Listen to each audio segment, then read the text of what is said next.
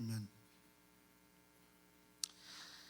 I've been excited to walk through the series. As many of you know, if you've come to Christ Church to any amount of time, we walk through series, topical expository, it's called on a technical level, through series in Scripture to say, what does the Bible say about this? And the series that we're launching is not just a normal one that we started last week, but we're saying, how can we equip our congregation to live out this Proverbs 13:22 call to say, a wise person leaves an inheritance for their children's children. And so I'm excited about the fact that God can position us to impact and leave an inheritance, not just spiritually, not just good ethics, good moral, good biblical standards, but to leave material blessing even that could free up the next generation to fulfill all that God has for them and for us. But if we're gonna do that, we have to take a look at certain things. And it's the title of my talk today that I want to take a look at. And the title of the talk is Conquering the Debt Beast. If we're going to be able to leave an inheritance for our children's children, we need to conquer this debt beast.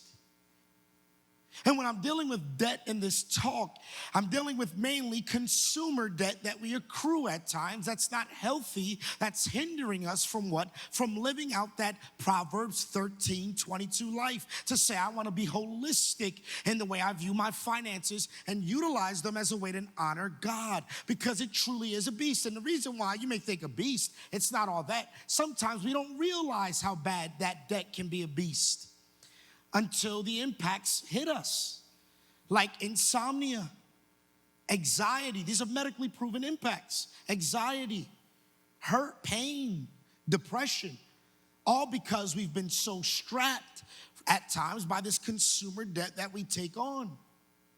In fact, they did a research on the impact it can have on marriages. And this is a very sensitive topic. I don't want to minimize it. It was on 2017, Magnify Money did research. They said 21% of divorcees talked about the debt being the number one reason for their divorce. 1 out of 5 marriages was debt. Was the number one reason. Then they found that the more money a couple made, that was a higher reason for divorce. So if you made over 100 grand, it was about 1 out of 3 couples that said debt money was the issue. If you made about $50,000 to $99,000, they said it was about 24%, and then it was 18% if you made less than $50,000 collectively as a couple.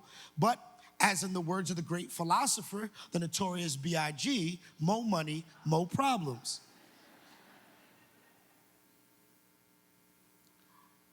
But I love the fact that that's just describing the ailment, but I love the fact that we serve a God that can conquer even the beast of debt. And biblical principles give us this. Don't think this is not a Bible issue. This is very much a Bible issue. Proverbs 22:7 says, the rich rule over the poor, and the borrower is slave to the lender. And so it gives us principles of understanding how this works if we become to be enslaved. But again, like I said, if God is calling us to a 13:22 challenge, he's the same Jesus that can lift us out of this pit of debt to put us on solid ground to say, let's fulfill all that I've called you to fulfill. So now the question becomes then, where do I go from here? Here's some promises I want to make you throughout this series on money or on finances or understanding Proverbs 13:22 and to live that out. Here's some promises I want to make as a team. You will learn to manage your money more effectively with no judgment attached. This isn't a time to judge. This isn't a time for shame. This isn't a time to feel guilty. It's a time to say, thank God, I'm about to learn a remedy to get through it. 2, you will learn life-changing strategies on debt reduction and how to bounce back from financial setbacks. Where do you go from here? 3, you will not be asked to give a special gift beyond your normal tithe and offering. You're not asked to give a special gift towards the church. It's simply to equip you. 4, you'll be challenged to make hard decisions to reach your financial goals. Your financial goals are too important for us to be frivolous, and we're going to be challenged. Number 5, you'll learn how to build wealth, money that lasts for generations, to meet the 1322 challenge. I love the contemporary English version of 22:7. What we were talking about is the poor are ruled by the rich, and those who borrow are slaves of moneylenders. So how do I conquer this debt beast? First is avoid debt. I know you thought I was going to give you like some super secret sauce, but the first principle is simply avoid debt. Avoid it. Don't play with it.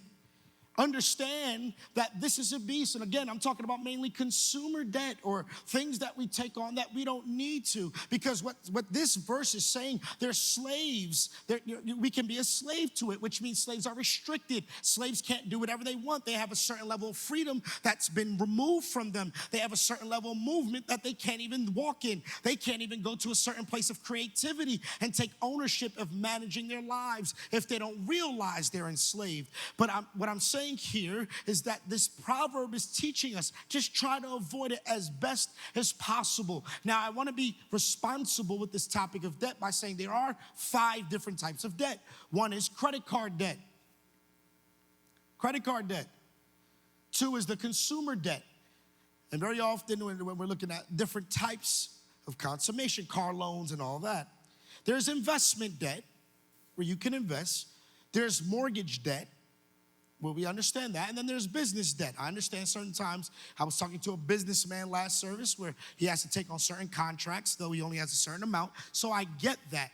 But what I am saying is before we enter into any kind of debt, we can ask ourselves some very good clarifying questions. If we're going to avoid it, this is how we ask ourselves clarifying questions. Here's one question you could ask. Does it make sense given my other financial obligations? Does it make sense for me to take on this debt given the amount of stuff I'm paying off at this current moment? Do I need it right now? The second question you can ask yourself, here it is, are my spouse and I in agreement on taking this debt? If you're married, are both you and your spouse in agreement?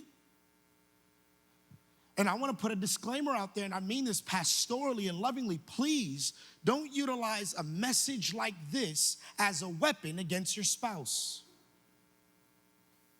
This is not the time to argue in the car on the way back. This is not the time to go, I told you so. This is not the time to nudge them in church, nothing. This is not the time for that because very often, most people say you find some savers are married to spenders. How many of you know what that means? One has a propensity to really want to withdraw. The other one's like, no, let's let it free. It's not necessarily one or bad or the other. It's just they attract. So please don't use this as a weapon. Don't use this to discourage them or anything. Use it as motivation to say, we're going to conquer this beast. Here's another question. Do I have a peace of mind or freedom to enter into this debt? So if you are going to make a business move or start a business, is there a peace about this to say, hey, I know I need to take this on, but I got a peace about this? And am I entering into this debt because of guilt or obligation? What do I mean by that? Some people will utilize, especially if you're a Christ follower, you can have relatives or friends that play the Christian card when asking money from you. They go, come on, you're supposed to be, you're a Christian. Let me get some money. Let me borrow this money. Can you help me get out this bind? And I'm not against getting someone out of a bind at times. I'm not against that. But I am saying sometimes people are living irresponsibly and they expect you or I to clean it up. And that hurts more than helps. I remember a relative of mine, we got a called my wife and I and said, hey, I want to borrow $100. And I remember thinking, and I didn't mind the 100, but you ever had somebody ask a question that kind of gave you a pause, like you had a check in your heart, or like, let me just think about this. They said, let me borrow $100. And one of the philosophies, my wife and I, first, we never just give out money. We always converse about it. Number 2, we only part with money that we will be okay with if we never got paid back for it. That's kind of things we would be okay. We're not going to be, putting anything else on the line. But I said, let me get a moment to think about this. True story. My family member calls me back a few hours later. and calls us back. Oh, there's a concert coming into town. The ticket's only $150. Who wants to come? I'm dying to go. I'm like, oh, duh. You just asked me for $100 early morning, late afternoon. You want to go to the concert so that showed me all I needed to see. It wasn't a money issue. It was a value issue. You wanted to take my money to pay for your necessities, but you wanted your money for your luxuries. Don't let a person guilt you in. Proverbs 22, 26 through 27, the Good News Bible says, don't promise to be responsible for someone else's debt. If you should be unable to pay, they will take away even your bed. How do I modernize this in our here and now? Don't co-sign. I'm not saying all the time, but just be very leery and know what you're signing up for. Be very leery to co-sign. I don't care how much promises they give you or whatever. Be very wise on those moves. Why? Because you want to avoid debt. Sometimes avoiding debt means checking our sense and our need to be moved by delaying my gratification. I want to be gratified right away. I want it right now. I want to make this work.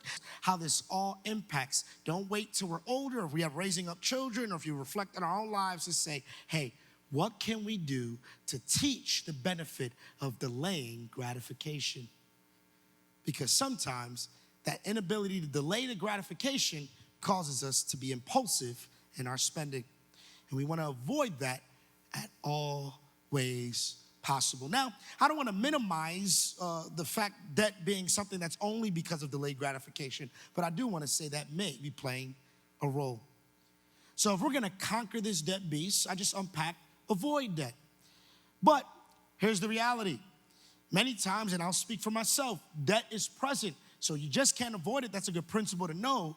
But attack debt. Attack the debt monster. Don't play with it. We don't tickle monsters. Jesus doesn't tickle monsters. We slay them. We slay them. Attack that beast. It's saying, hey, I don't have to wait to slay. Look, there's victory in Jesus. You can get through this now. It's to say, man, we're going to do this collectively as a church family to get through. And my heart, your heart is to say, hey, how could we successfully as a family, as a church, be consistent in living out Proverbs 13:22, that generations after us will be blessed because of the disciplines we put in place. So we attack it. We attack it.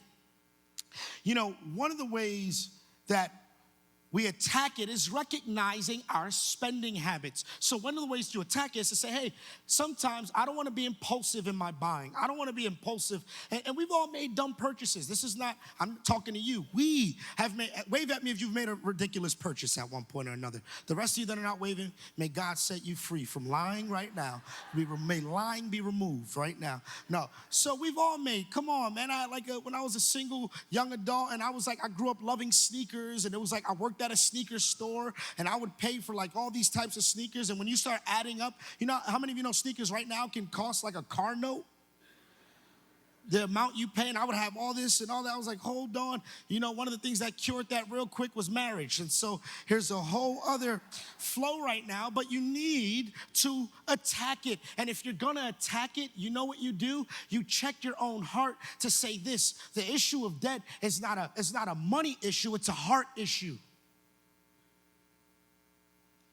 It's a heart issue. Because sometimes we can lie to ourselves to say, if I get more money, then I'll get rid of it, and it will be a non-issue. Sometimes if you don't change the habits, if we don't change the habits that got us there and attack it, you'll bring the same habits into the more money. And the heart is a funny thing because it's tempting. Come on. That's the whole point of temptation. Temptation is not temptation if it's not tempting. I've never seen someone tempted by something they don't desire. That's not, we all have this picture. Come on, think about it. It's tempting when you walk in your car and you start reasoning. A lot of financial advisors will tell you sometimes, and not all the time, I know there's a lot of qualifications, but for the most part, buying a new car is one of the quickest depreciating assets of things you can buy. It depreciates so quick, buying a new car. But when you step into our old car, come on, we step in, We see the crumbs all over the place. You're sitting there like, man, this car. And you start picturing, come on, the temptation comes. I know, God, then you make it a God thing. God didn't call me to be in this car. I've been getting, and especially, you growing your hair, you got new growth, I feel like my car needs to be in the wind, like my head needs to wind. And this windows now, I need to remove this roof. There needs to be no roof on this car because the world around me needs to see the blessing of what's flowing through my hair right now. So that temptation, come on, how many of you know what I'm talking about? You're reasoning yourself now. I need a new car. I need the drop top. I need all that. I need to make sure it's good. And then you like, and come on, here's another one. I love the new car scent. I do. I personally like, wave at me if you like the new car. I like the way a new car smells. So let me help you. There's those little trees you can get for 99 cents. And one of the flavors they got is new car scent. You can put it right in right now. You can go get a good vacuum in your car and go that new car scent for 99 cents, free you up. There you go. That's how you slayed that beast right there. Your car running, you just slayed a beast right there. You didn't fall victim. But come on, we all try it, and we reason away of ways where we can attack it. And one of the things that stops us from attacking is distraction. Sometimes when we want more, and I'm not saying you don't necessarily need it, but do you need it now? It's like a living room set. You can walk into your couch, into your house, like I need a new living room set. And let's say that living room set's $5,000. And you don't have like a leisurely extra $5,000 to just blow on a living room set right now. So you're like, I'm gonna put it on a card. Let's say, yeah, it looks beautiful, gorgeous. And I'm gonna get this living room set, I'm gonna put it on a card. And sometimes, those cards, they're like 18.9% interest. It's like one of the average rates of most of the store cards. I worked at a spot that the card was 22% interest, 22. But you can say, how I'm gonna attack it? Let me be a little more frugal, like this young couple. They sat down and put cardboard boxes in their living room, and they just had a good old blast. I'm just kidding. Some of you are like, whoa, brother, you just took it down. But do you need it now? And men, I don't want to make this gender specific, but I must say, when it comes to men, I'm including myself in this, here's the other temptation for us that kind of distract us from attacking, getting rid of some stuff. I'm a sports fan, and I can't watch certain sports on a certain type of TV. You know where I'm going? You got the 85-inch TV that you need to bring in the house. You're sitting there because you're reasoning with your spouse like, no, I need to see the sweat drip down LeBron James because I need to feel like I'm there. I need to feel the spirit of the game, the spirit that you got to feel from the basketball game. And we'll go get that $5,000 TV on the card, and we'll go, and some of you, no, this is look, no condemnation, no nothing. Some of you bought one this week just for the Super Bowl. You're like, no, I got some friends coming over. I'm setting it up. I'm mounting it, 85-inch. You're going to feel like you're in Miami with the rest of them. You're sitting there like hair blowing in the wind. You got a fan to make that Miami breeze come in front of everybody at the house. They got their own fan. You'll be sitting there, and you're going to watch. And I'm not, listen. Listen, if you bought it, I hear you. Keep it right now. Watch the game tonight. Bring it back tomorrow. So you don't need that type of debt in your life, man.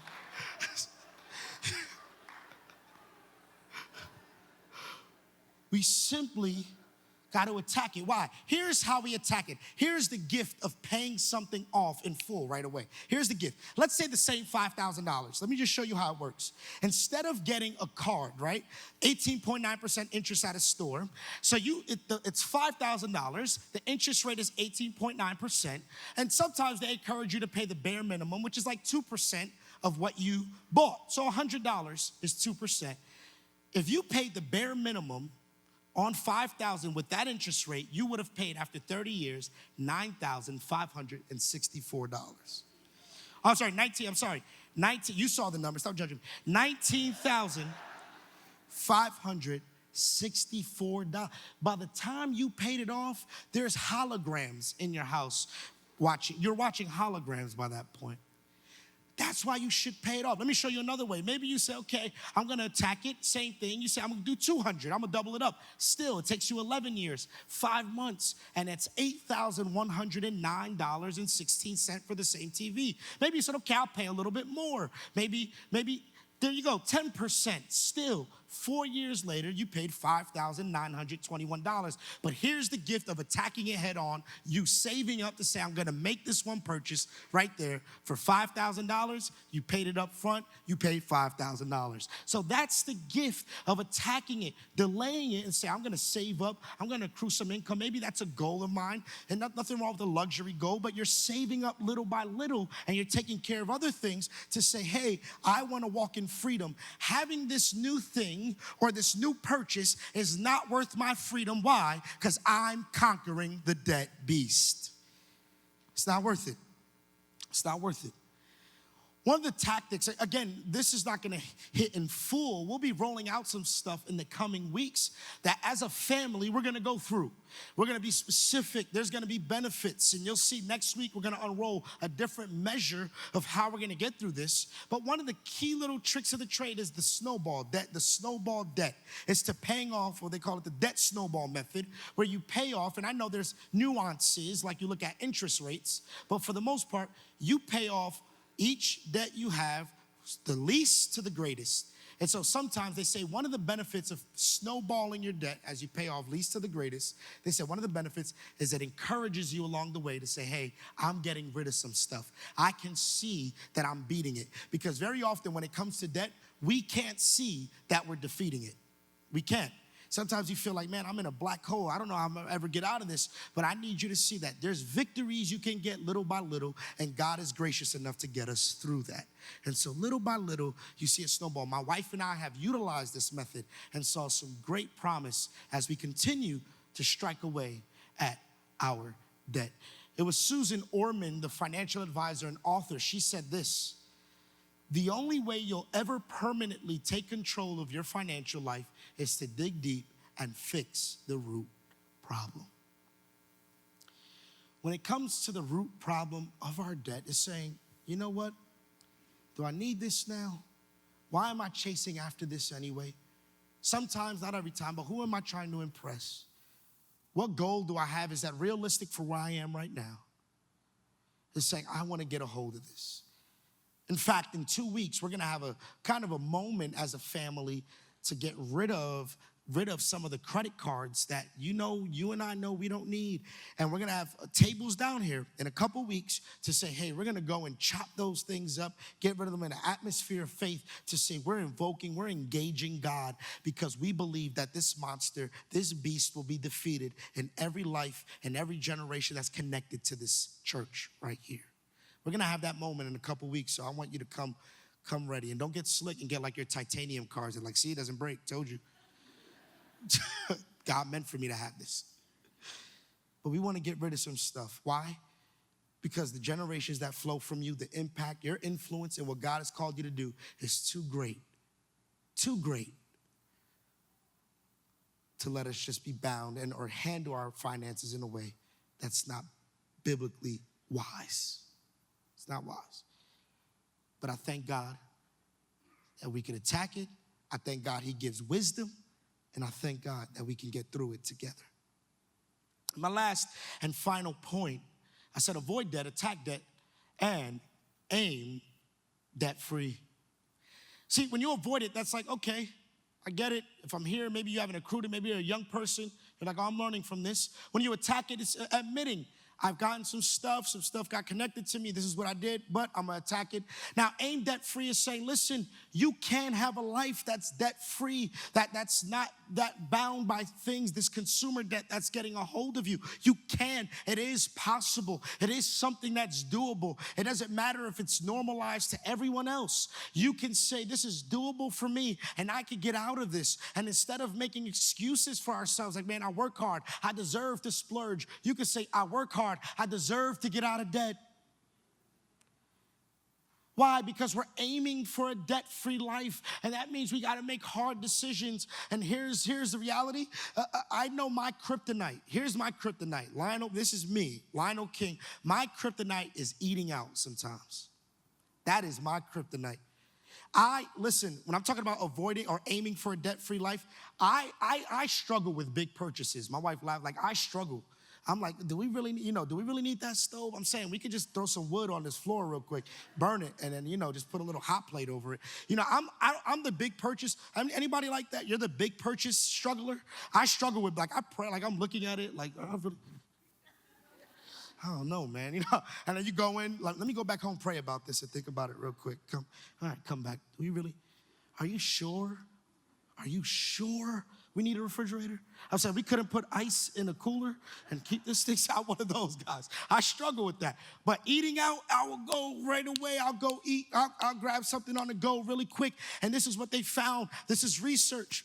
They found the average American household or person eats out 4 to 5 times a week. They said the average meal is exactly $12.75 each time you eat out. That's $12.75. Now, they said that's the average meal, and I'm thinking this must have been done in the Midwest because in Montclair it's like $35.43.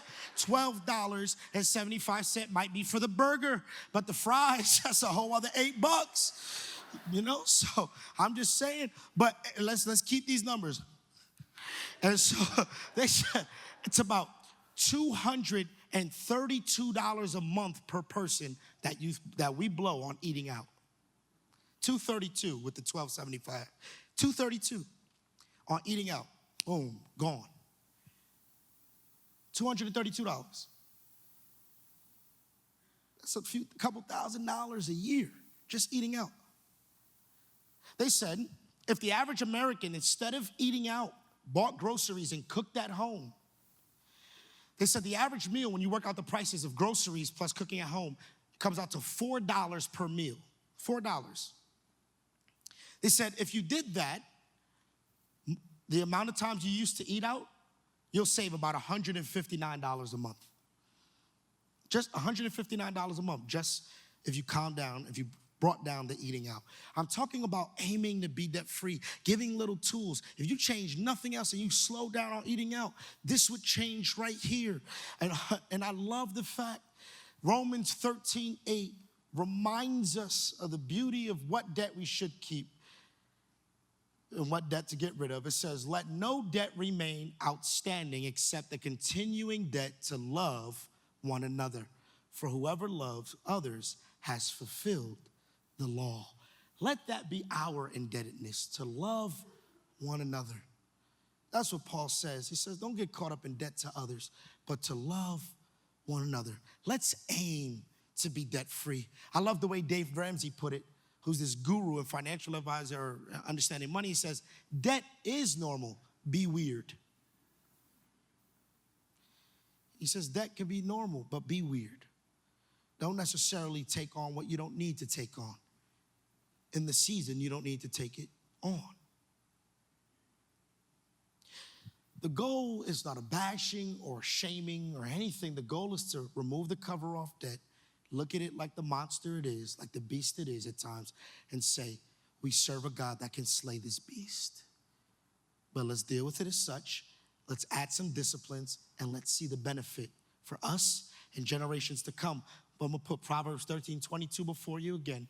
It says, a good person leaves an inheritance for their children's children.